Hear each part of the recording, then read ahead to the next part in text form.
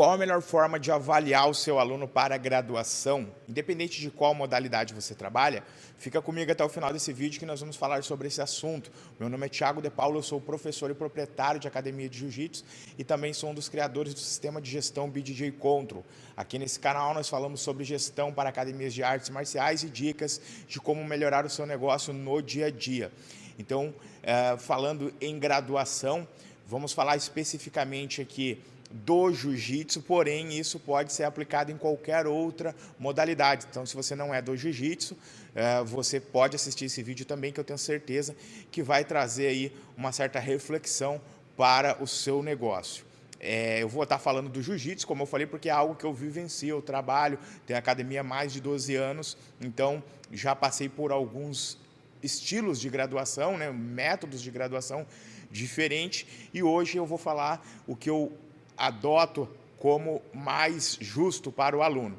Então, é bom a gente levar em consideração, falando do jiu-jitsu, a IBJJF, que é a maior federação que tem hoje no mundo, ela dá uma pré-sugestão de tempo mínimo para graduação.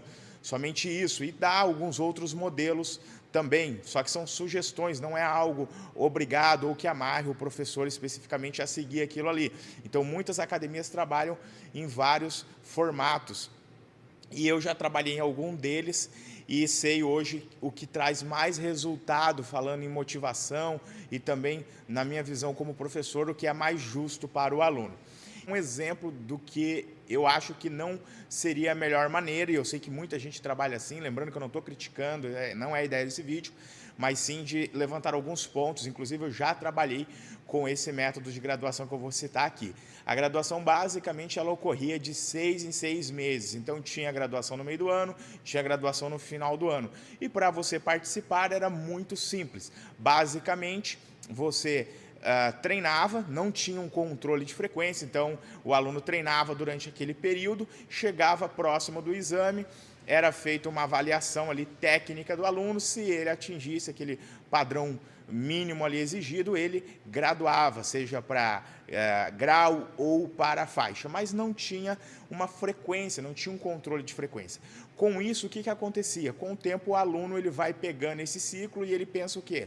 A graduação é de 6 em 6 meses, então eu posso treinar ali um mês, faltar 2, depois volto, treino mais um, e depois no finalzinho eu volto e treino mais um mês, ou seja, num período de 6 meses ele é ativo mesmo, ficava treinando ali de 3 a 4 meses, porque não tinha um controle de frequência. E aí o aluno, mesmo tendo treinado pouco, praticamente a metade do período, ele ainda assim passava no exame técnico, porque esse exame não era uma coisa também extraordinária, eram algumas posições. E acabava que ele era graduado junto com aquele aluno que talvez treinou um intensivo ali de 6 meses, sem nenhuma pausa. Tá? Então, eu sei que muitas academias ainda trabalham nesse modelo, mas se a gente for refletir, acaba não sendo um modelo tão justo de avaliação, porque não leva em conta a frequência. Então, para quem quer continuar trabalhando nesse modelo, eu sugiro que você adicionar uma frequência mínima para o aluno. Então, por exemplo, no período de 6 meses, você vai ter que fazer 50 aulas, por exemplo. E aí o aluno sabe que ele vai ter que treinar ali no mínimo 8 aulas por mês, digamos, daria uma média aqui. Então, ele teria de treinar aquelas 8 aulas por mês, que dariam, em média, ali, 2 aulas na semana para conseguir atingir aquele objetivo. Então, observe que assim o aluno ele vai se manter constante treinando. Isso é bom para o aluno, porque ele pega um ritmo de treino, uma cadência, ele vai evoluir mais, vai estar mais no tempo de executar a posição. É bom para a academia também como negócio, porque você vai ter aquele aluno pagante o mês todo. Isso, quem é dono de academia sabe como isso é importante para manter o seu negócio sempre com faturamento linear, porque tem vários custos, enfim. Então, esse modelo aí, se você ainda usa esse modelo de graduação de 6 em 6 meses, eu sugiro você adicionar a frequência, que daí ele vai ficar bem mais justo e claro para o aluno. E daí vai ter professor que vai falar, mas aqui na minha academia eu não graduo o aluno, eu não faço frequência, e se o aluno fazer isso aí que você falou, de treinar um mês, 2 e sumir, chega na graduação eu não graduo ele. Tudo bem, só que de certa forma o aluno não é culpado, porque se não tem as regras claras ali, tipo, você tem uma frequência mínima a fazer, ele, de certa forma, não está errado de querer burlar, né? De, vou treinar um mês, do outro não treino, treino quando eu quero, e chega perto da graduação, eu faço um intensivão. Ele não estaria errado, porque não tem nenhuma regra amarrando, ninguém falou para ele que ele tem que frequentar as aulas com frequência. Então, quando você coloca a frequência junto disso, você acaba deixando o processo de evolução do aluno, o caminho que ele tem que fazer, muito mais claro e objetivo. Isso é bom que motiva o aluno também, certo? E o outro modelo de graduação que eu tenho adotado, que para mim, no caso, para a minha realidade hoje é o que mais funciona, é o modelo por frequência. Então, o aluno, ele atingiu o número de aulas, ele gradua. A gente não faz aquela formatura de graduação, né, de meio de ano, de final de ano, para grau principalmente não. Então, o aluno atingiu o número de aulas, ele gradua.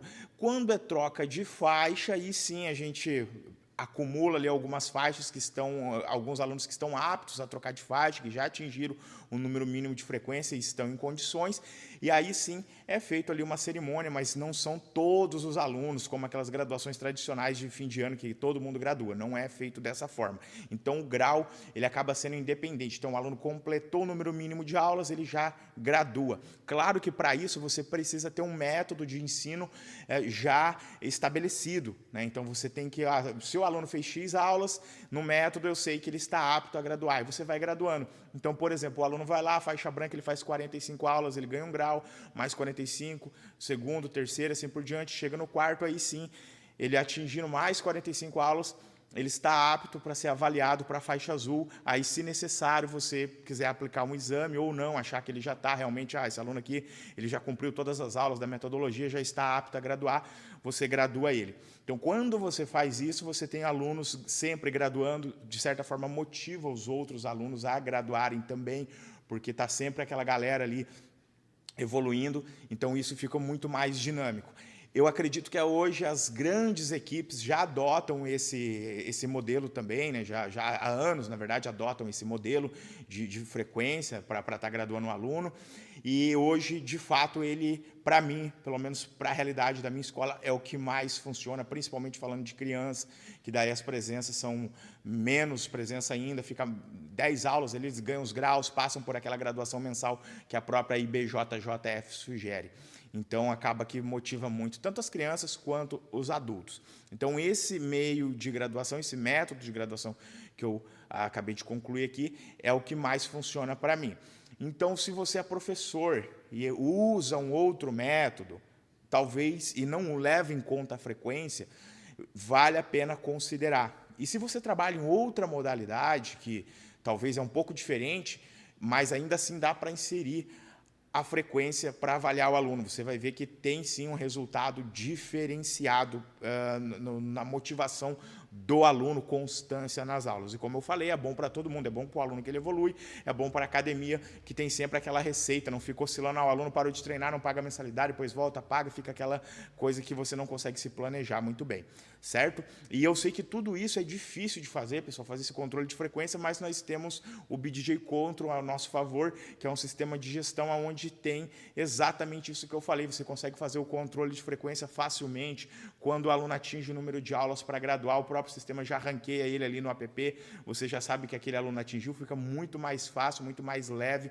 você está fazendo esse controle de frequência, não precisa daquelas fichas. Então, se você chegou nesse vídeo, é o primeiro contato que você está tendo com a gente, eu vou deixar o nosso link aqui do sistema de gestão que nós oferecemos hoje para milhares de escolas em todo o Brasil, de jiu-jitsu, muay thai, karatê, judô, taekwondo, não importa a sua modalidade, o nosso sistema serve sim para você. Ok? Espero que esse vídeo tenha esclarecido algumas dúvidas, talvez, e ajudado, de certa forma, trazendo pelo menos uma reflexão sobre essa questão de frequência nas aulas. Um forte abraço e até o próximo vídeo.